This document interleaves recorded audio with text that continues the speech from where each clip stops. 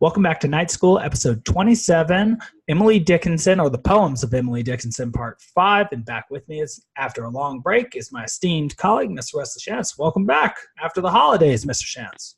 Hey, good to be back. Happy New Year. And I think this is an interesting topic to kind of jump into here, the section on poetry, fame, and publication, since we are talking about poetry and we're working on generating our own publications, and we'll see if we can derive some sort of modest fame from our efforts here in this new year. Yeah, I mean, that does seem to be part of the game, to judge the message by how widely and how far and wide it proliferates and how deeply it affects those who hear it. And so I suppose that's why you speak, to be heard and to convey some information. And, you know, even Dante says, those who die without fame are nameless. And so, you know, it seems to be something that young people always strive for. And we're still young enough, I think. And so why not do our best and give what we've got? Yeah. I don't remember now whose turn it is to read. Do you want to read this one?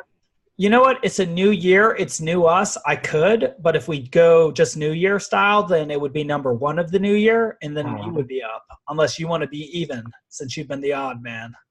Yeah. You go ahead and read this one out. Okay. Publication is the auction of the mind of man. Poverty be justifying for so foul a thing. Possibly, but we would rather from our garret go white unto the white creator than invest our snow. Thought belonged to him who gave it, then to him who bare its corporeal illustration, sell the royal air.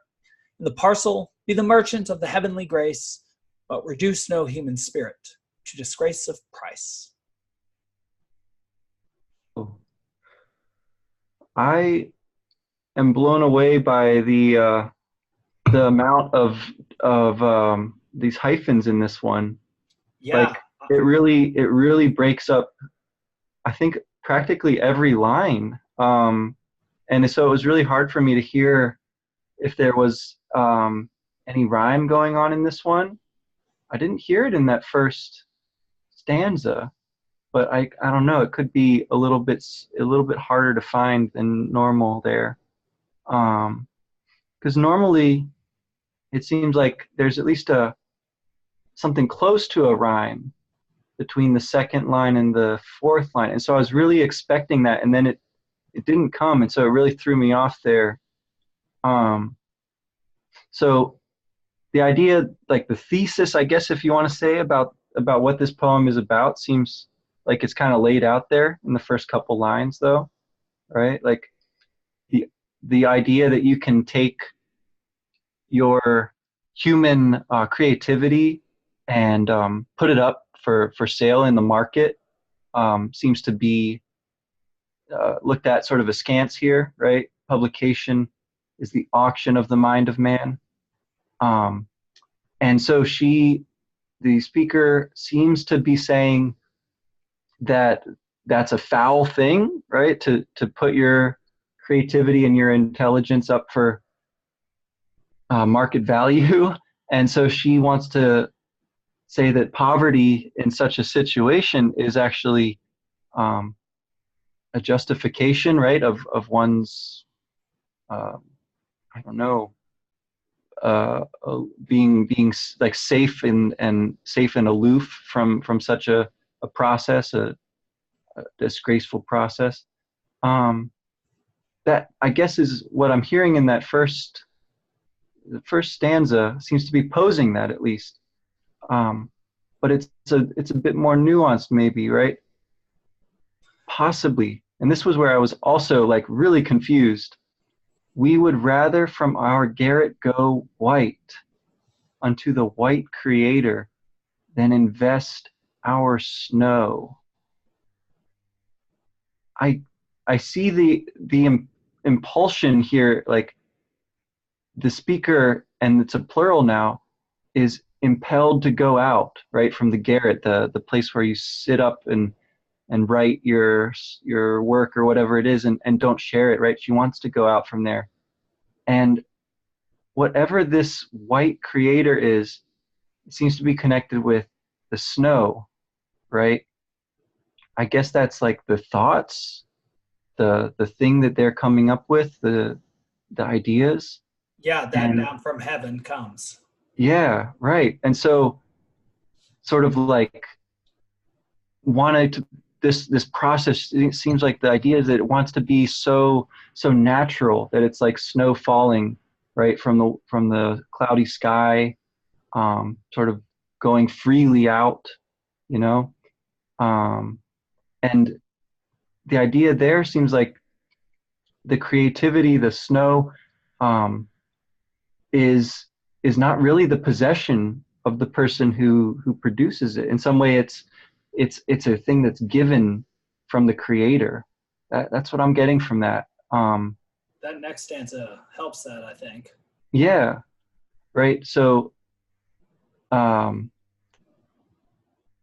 I'm not sure. Like, there's a bit of a rhyme there, right? From our garret go, our snow. It's close to a rhyme in that next stanza. To bear its corporeal illustration, sell the royal air. I don't see what's going on there with corporeal illustration, but again, like the bearing, the bringing of this thing back to its ultimate source seems to be the process. And so, like, whatever this thing is, there's something behind its corporeal manifestation, maybe, right? To sell the royal air, like, it makes me think of the mail service. I don't know if that existed yet, or like if that's what's being referred to there, like the royal air. I guess it's probably too soon for that, right? Air is the seat of the gods. It's the royal path. Yeah. All right. So this, yeah, it comes towards like the notion that it's so preposterous to try to market an idea as it would be to like sell the actual air, right? That's right. And so if you're going to be like involved in publication, then you have a kind of arrogance or like hubris even, right? To try to, as she says there, be the merchant of the heavenly grace. And it's more than the idea that like you're selling your ideas and that's, you know, somehow beneath the true creator. It's more like the humility that's coming through here is like, I wouldn't dare to like put these ideas out there and try to make money off of them because they're not like truly mine, you know, and no more than the air that I breathe is mine. Seems to be the idea. And right, it sort of trails off there. I don't know that she comes to a hard and fast conclusion on this one. And I guess that's again reinforced by the odd rhyme there of grace and price. And then it sort of ends on a hyphen. Yeah. Yeah, I see a lot of what you said there. I mean, we have these, 4 stanzas here, and those hyphens are everywhere. And even though I know that Ezra Pound makes fun of those who read and don't know to read to the punctuation of a poem, but read only to the end of a line, that it's tough to know how to read this one with all these hyphens. There's a sense of discontinuity in it, as if what she's saying is that there is a discontinuity between one's ideas and the implementation of one's ideas, because there seems to be a choice implicit in how one manifests one's ideas. Does one, by heavenly grace, bestow that which one knows as one has received it, as she seems to claim, because these thoughts belong to him who gave it, suggesting that like they're sort of a god or objective sort of species figure like Jesus, the Logos, that gives one an idea, and thus one, as a member of an in-group or a society, has a duty to disseminate that true information, and that to sort of reduce oneself, like you said, to polluting the royal air or the royal highway, the place of Hermes or the transmitter of information with money, there seems to be a sort of she seems to think that that's sort of an unchristian thing to do, because just adding some knowledge of history and mythology to this is, Hermes, the god of information, is also the god of bargaining, the god of negotiating, the god of stealing, and the god of commerce. And so there is an understanding in Hermes, and I would say also in his manifestations in the Odyssey, of the value of information.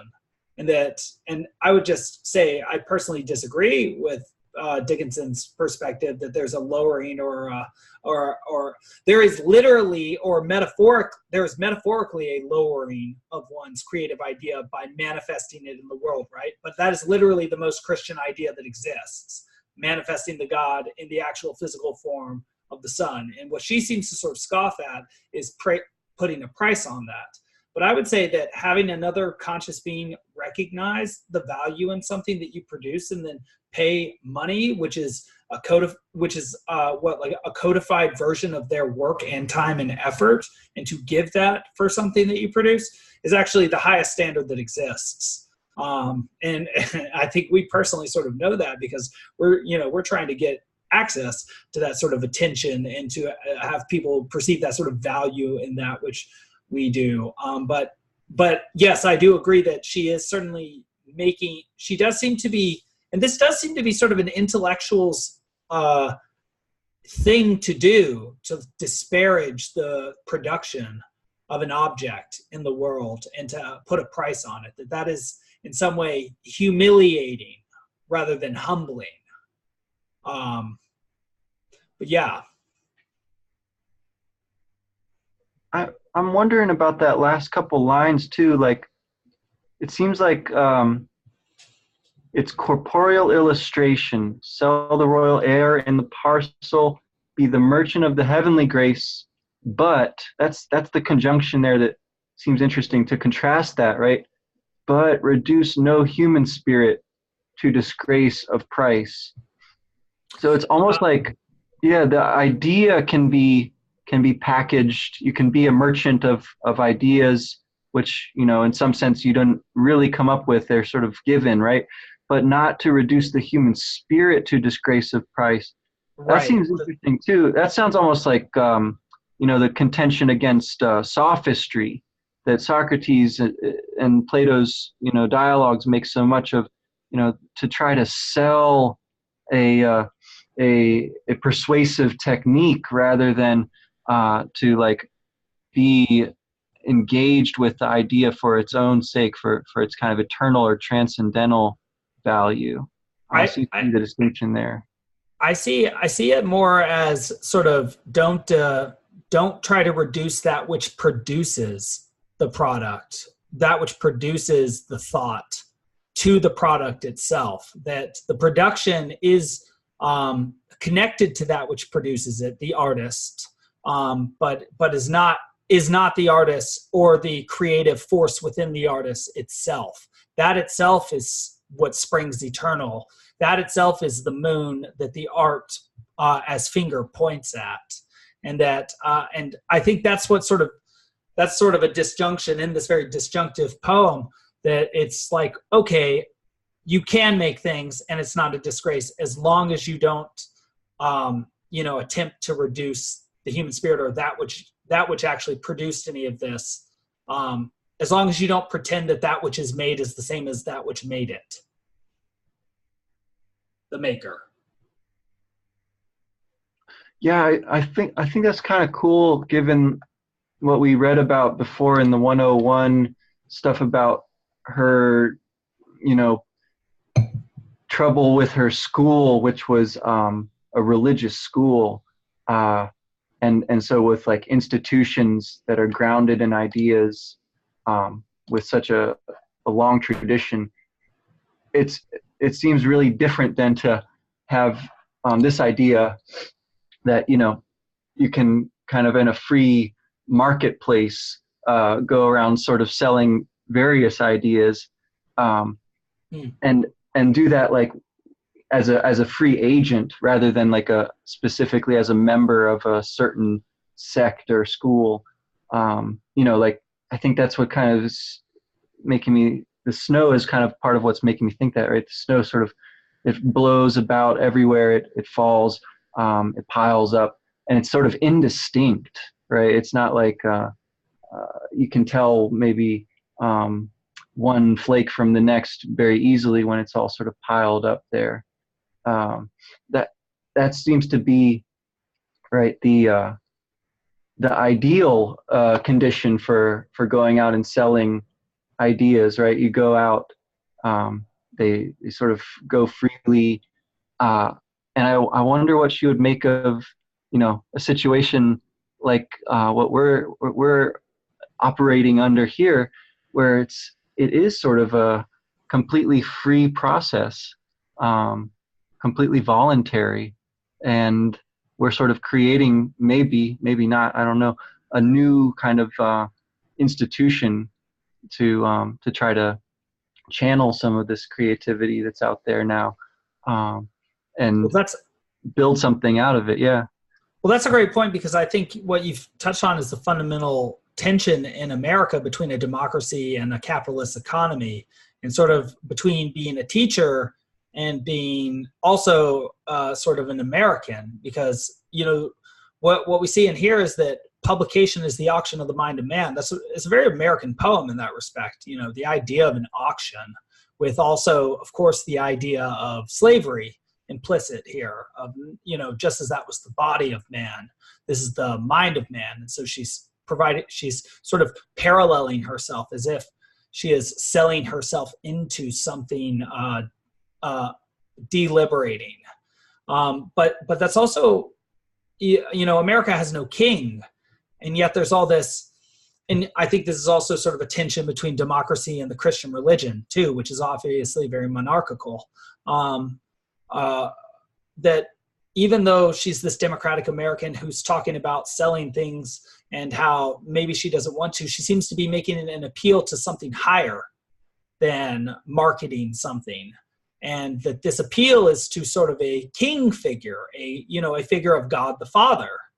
And that she seems to be torn between producing a product and putting a price on it, and also her belief that some things are priceless and should not be denigrated by becoming material. But she seems to come to some sort of compromise here at the end, which I think every artist within this country has to come to, if their work is ever going to be seen or manifested, but to seem to understand that there can be something higher.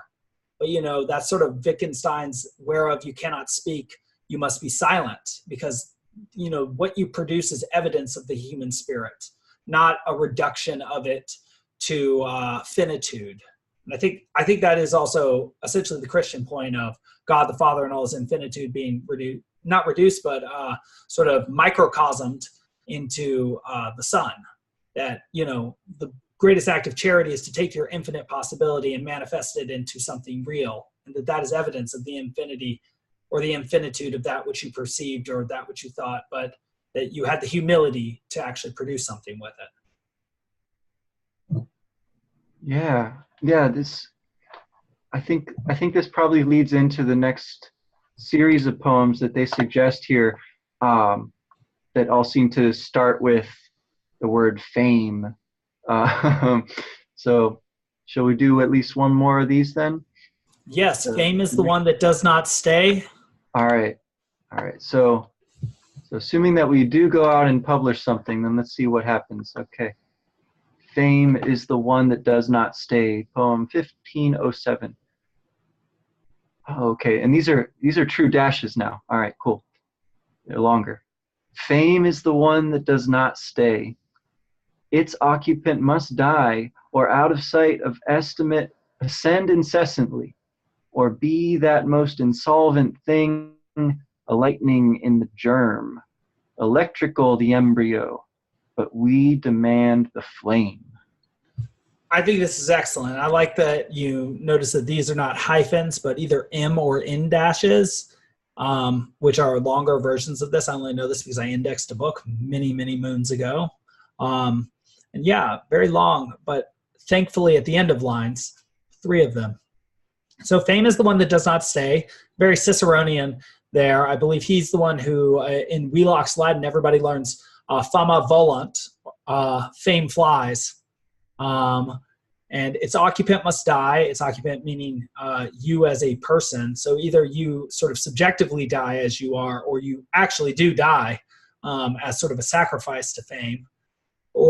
And now she sort of lays out all the possibilities. Or you out of sight estimate, ascend incessantly, out of sight of estimate. So you sort of Pareto distribution, or sort of you have a giant leap in success. You just stampede to the top, exponential growth, I guess you would call that. Or be that most insolvent thing, insolvent, insolvo, in Latin meaning not able to, what is it? Not able to come together, to dissolve into something, to mix. A lightning in the germ, electrical, the embryo, but we demand the flame. I'm not sure exactly how to read that, Wes. I'm interested to see what you have to say, but I think it means staying in potentia, staying in potential. Those people who never fully manifest, that's not good enough. That even if fame is not something that stays, and you're either going to die, or fame is going to die to you if you're still alive and you lose your fame, that you can ascend very high, but I don't know, but and even if that's not that good a deal, that's still better than never doing anything. Yeah, well, it seems like here you've got the idea that you have something moving within yourself, right? Like a lightning in the germ, right? So it's like that spark, that light bulb going off when you first kind of get the seed of an idea. Perhaps. Very good. Very good. So you have to manifest it. Go on. Yeah, that's excellent. Well, yeah. So then it's like, but then there's a distinction there, right? Like electrical, the embryo, like that's all well and good. You've got this kind of thing growing in your thought. But then the very end there, the turn, but we demand the flame. So it's like, it has to be casting light in the world. It seems like is where this poem ends up. It's not about its consequence so much. Like fame might come, it might not, but it's about like putting it out there anyway, and not keeping it bottled up. And that's interesting too, that she chooses flame. I mean, obviously there's a long poetic tradition of likening words to fire. Marduk mythologically was one of the first Sumerian gods who could speak magic words, which were like fire. Ulysses is on fire in Dante's hell, and so flame, fire, that's something which is part of the idea of the dragon. It's the idea of the threat that can also be sort of held at bay, but in being constantly displayed in front of you makes you very much fascinated and aware of what is happening, is almost hypnotic in taking all your attention in, and that is sort of like what this poem is, and that it takes you in sort of that siren-like way, but you better watch out because it illuminates in the same way that it burns, and that what makes it fascinating is the threat of danger, and that that you must be fascinating and you must produce something slightly dangerous, or that we perceive as dangerous, whether you be a sword-like swallower, physically speaking, or you be a disseminator of information, or potentially, sort of dangerous information, like a poet who does it in such a unique way. And that, I don't know if she's saying that is what the key is to fame, but she's saying that is certainly essential to drawing an audience. I think part of the reason that the word flame is dictated there is because it is so close to fame, right? Like, yeah, very good. It starts on fame and it ends on flame. We demand. Well, in some sense, like the poems, its structure, the sound, the language demands the word flame here. It doesn't rhyme that closely with germ, but it's not too far off either. It's a really interesting movement between these images, from lightning to the germ, right? The seed, the thing that hasn't quite come out yet. Again, electrical, the embryo. So there's like this lightning, that's a sky thing again, like the snow from the previous poem. Then electrical, that's like, you know, the actual energy or something that sparks within. And then, but we demand so that, again, that sort of strong contrastive conjunction, that turn there at the end of this poem, and we saw it in the previous one too.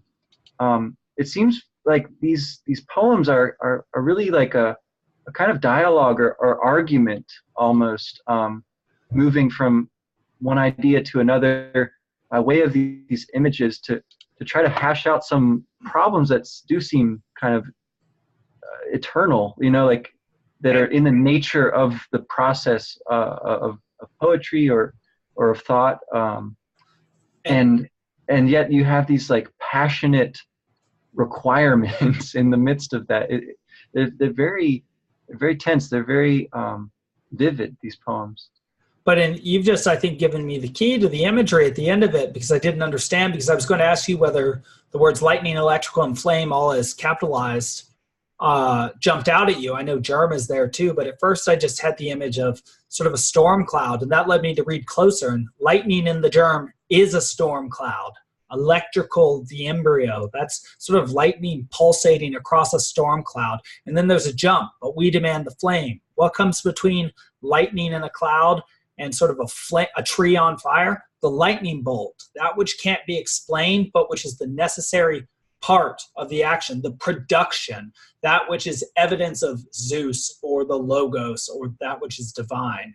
And so, bang, I think that's that jump is that if you follow the images in the last three lines, that jump, I think, is implicit in what she is saying, that they're the lightning bolt. You can't just have the lightning in the sky. You need to do that which produces flame on earth. It's like Jovian, even Jupiter, like Zeus. Yeah, that's interesting, because you're talking about Mercury or Hermes in the previous ones, sort of like merchants and information, right? And so it's kind of nifty to think about what the relationship is, in terms of the old hierarchy of gods, right, between that hermetic figure and that the jovial, the kind of king, and he's in the previous one too, right? Because, yeah, as you say, the creator is mentioned there as well. Yeah, that's right. And lightning, just like fire, has a rich poetic history. Lightning, the lightning of Zeus that he throws at the end of the Odyssey, that he threatens to throw at Athena and Hera and at Ares in the Iliad, that is used by Jove in Dante's Inferno, or at least is mentioned to slay Capaneus. And then Milton's God the Father is actually covered in lightning imagery all throughout the War of the Gods. And so, lightning and thoughts from heaven manifesting on earth, I do think that is what that is a metaphor for. The sort of, you have a rumbling in your thoughts, but you have to produce something in actual world, and you can't just produce something eternal in Olympus, as I think the artist's dream would be. If there's an alchemical dream to become immortal, I think the artist's dream is to produce something immortal, sort of the Pygmalion, or even beyond Pygmalion idea. Right on. All right, should we do one more, or save these next ones for the next installment? Okay, we got to do. I've just checked the next one. We got to try Fame as a Bee, just because, take a look at this. All right. So jumping over Fame as a Fickle Food to Fame as a Bee. Oh, right. Is that the here? Let me check this one. I should have. Oh, that's beautiful. I should have. Fame is a oh yeah, that's very good. Here, let me click on that and see how long it is. Those who are watching this on YouTube can see that the internet connection is not going too fast, but yeah, let's try this really quickly. Fame is a fickle food. All right. Fame is a fickle food upon a shifting plate, whose table once a guest but not, the second time is set, whose crumbs the crows inspect, and with ironic caw flat past it to the farmer's corn, men eat of it and die. That's awesome. So this one is like one long single image. It seems like, right? And the conceit, right? Fame as food, and the consequences of taking in that food. Men eat of it and die. Seems pretty straightforward, I guess. So to dig into it a little more, though, you've got the idea then of the host implied, right? That we're sort of a guest at this table, and there's a few other characters that are implied here. The person who's invited us, I suppose, who serves us this fickle food, right? Is sort of a mysterious figure, not explicit. And then we've got the crows, who've got an ironic caw. I don't know whether they're sort of like critics or something like that, maybe. But and then you've got the farmer, right? They go straight to the farmer's corn. Meanwhile, men eat of it and die. It's a little ambiguous there, like whether the fame is the it still, or whether it's the farmer's corn, or whether those are, sort of interchangeable, like different stages of the same thing. It's, a really kind of surreal poem in a way. It moves really quickly. Again, I'm having trouble seeing like a rhyme scheme per se here. It's typical of the short lines, but it's different in that it's not sort of discrete syntactically. It just kind of goes on from one line to the next. There's a lot of enjambment, and not a lot of those dashes or hyphens or whatever length they might be, right? To kind of direct your reading tempo. So I find this a bit mysterious, the farmer's corn, and its relationship to the fickle food, and who the farmer or the host is here. Like, is he the same, sort of figure as the creator, as the lightning casting creator that we've been discussing? Is he something more sinister? Is it his intention that we be sort of taken in by the fickle food? Is it a kind of, well, I don't know. For me, a lot of things go back to that Edenic story in Genesis of the fall, and I don't know if we're meant to see something of that here, with the wages, of eating of this thing being death. It seems implied anyway. And then, of course, the crows. We started this project with the raven, and speaking of all these Greek gods and things, makes me think about bird signs and sort of traditional interpretations of crows. They're never a good sign. Well, no, anyway, I think, is it a crow or a raven that Noah sends out that never returns? Yeah, right. I can't remember now. Yeah. Well, in any case, I really very much agree with her portrayal of fame as something quick and fickle, and you can't find grounding in it, and it just sort of goes. It's like you're caught up in the spirit, as well as your interpretation of the poem as sort of being so mutable and protean and moving in that way that there are no stoppage points in it. There's no stopping this poem. And it's hard to understand because of that. And so is fame. And you can't understand it while you have it. And by the time you try to understand it, it's gone, because it's a fickle food upon a shifting plate. And so the image already it's already getting out of hand. Whose table once a guest, but not. So now time gets added in, and there's something that was there and something not. Just sort of like how a shifting plate is there and then it's not. And like a fickle food is something that's offered but then is not there, right?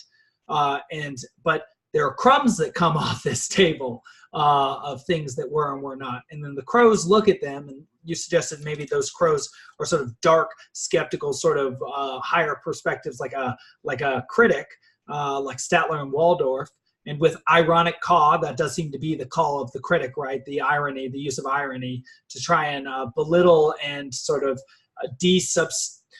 what is it? The attempt at ironically interpreting one's work is the attempt to liberate value from it by potentially killing it through paralleling the work either with some immoral concept or by over focusing on some small flaw of it, showing one's own misunderstanding of the poem itself. I don't know.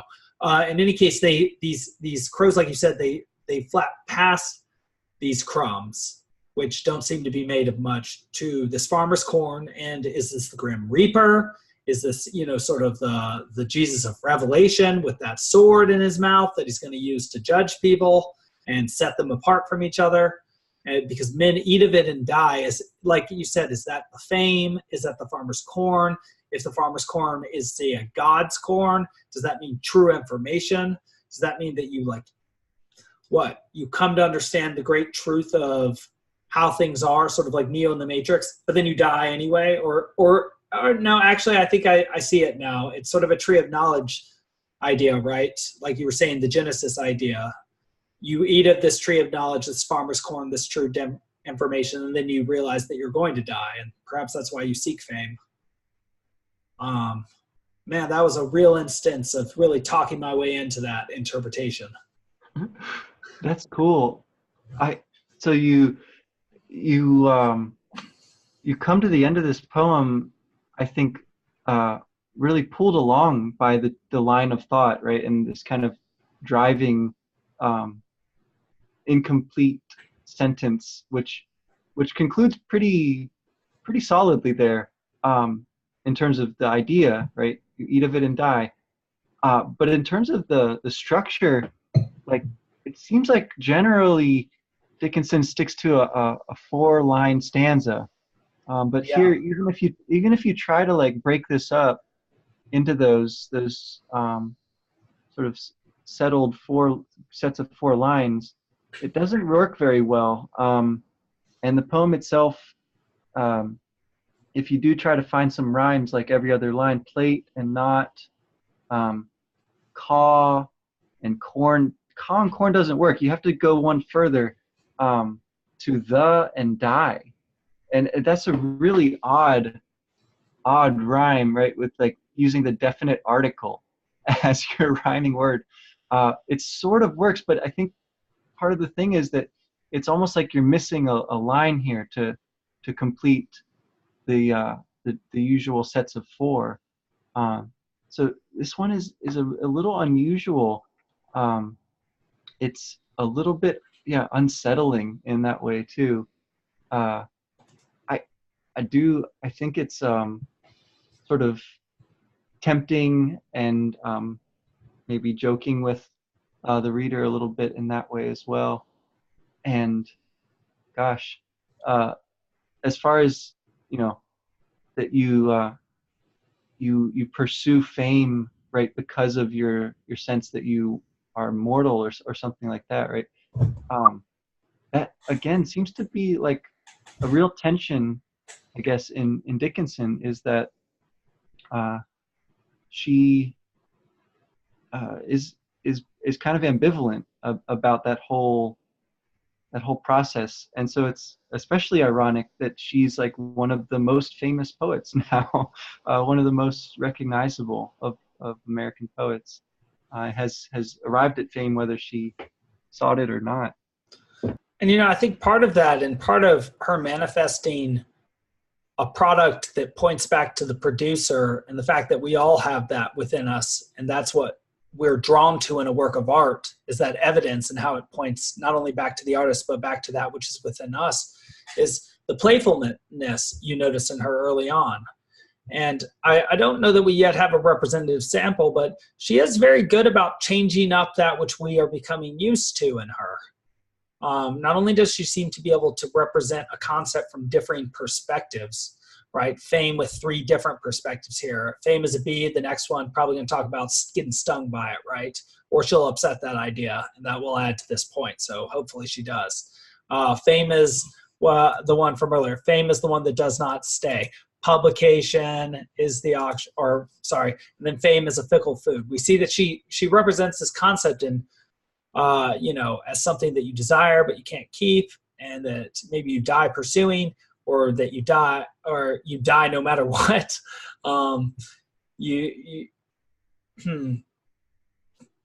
It seems like, what is it that I'm trying to say? Yes, of course.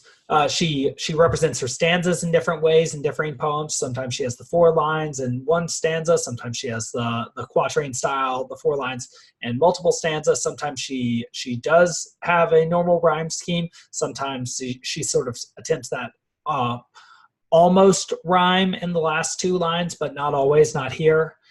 Sometimes she uses hyphens at the end of her poem, sometimes in the middle and all throughout, sometimes no punctuation at all. She seems highly exploratory in her poetry, very American in that respect, also very American in not being completely tied to one style, which also recalls to me sort of Whitman and sort of what he was attempting to show, sort of the diversity of American climes and ways of life as sort of the virtue, the great virtue of America. And she seems to be sort of doing this not only for the notion of America, but also sort of showing in sort of a coy, playful way just how much unexplored territory there is within language and thought. Yeah. So with that in mind, I think we can read this last one that's suggested here. It's a short one. Okay. It's even got an end stop at the a full stop. So fame is a bee, number 1788. Fame is a bee. It has a song. It has a sting. Too, it has a wing. Okay, very interesting. So quatrain, 1 stanza, very short. Fame is a bee. Mythological tradition of bees. Bees and flowers. Bees are images of disseminators of information, which they share with each other.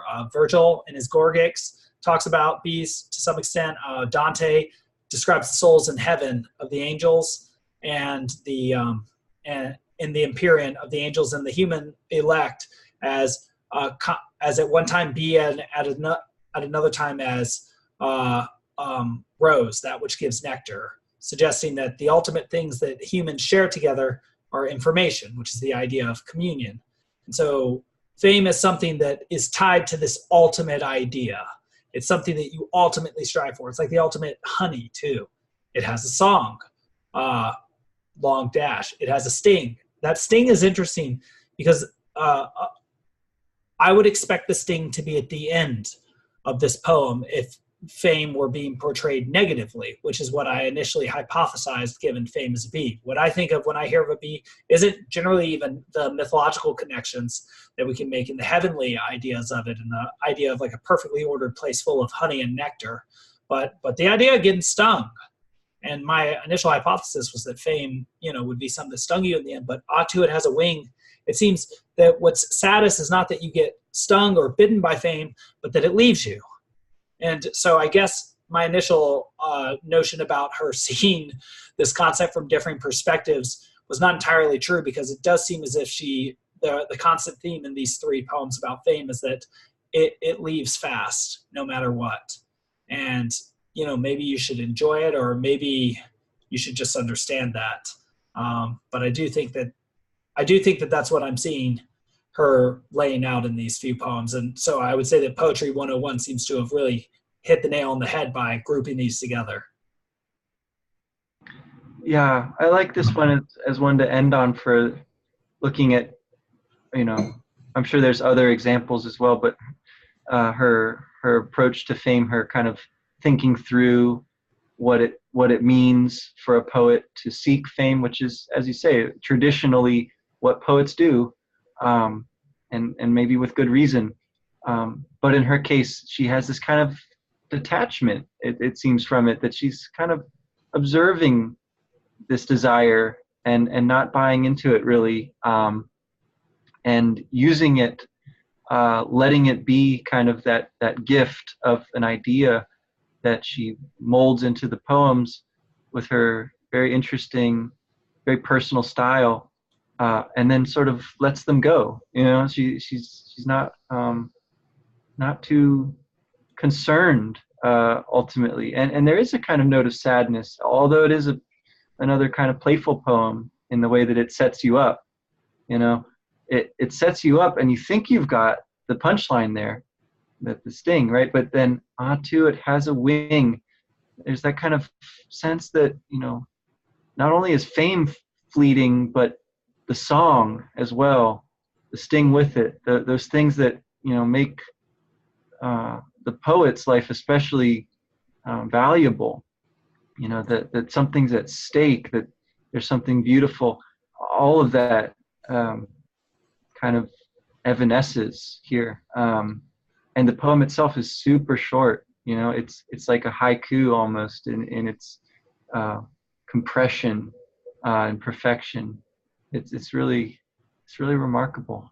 And you've just hipped me to its tone, because too has a wing. I was thinking of the word for the emotion that is being expressed there, and I think the word is wistful. Too, it has a wing, as if it is something gone by that one sort of fondly remembers while seating one's elbow on a table and one's chin in one's hand. Too, it has a wing, as if it has already come and gone, just as this poem has just come and gone. So here and now is out of there. And so, you know, again, this poem conveys that sort of image, wistfulness of never even having been here, or being purely spiritual like the wind, and that it comes from who knows where and it leaves to who knows where. It willeth where it listeth, or it listeth where it willeth, rather. I always get those wrong, because who knows what listeth mean. I guess it means blow, but so I think it blows where it lists, or it bloweth where it listeth. So it blows where it wants, basically. yes, yeah. That is the essence of it. Right on. Yeah. All right. Well, let's see where, you know. Where we end up next time is, so it looks like another couple of poems, sort of ars poetica, you know, like about poetry. And then we have a few more things about death, it looks like, to round out our delving into Dickinson here. Well, that'll be a wonderful ending at the beginning in this January month, this month of Janus, the great Roman god of doorways. When one thing ends, another begins. And I suppose that's the same for our career and our relationship to fame. So it will be very interesting to see these images of death in such a bleak month after this holiday spirit has left us. Yeah, right on. All right. So until next time, see ya. Until next time.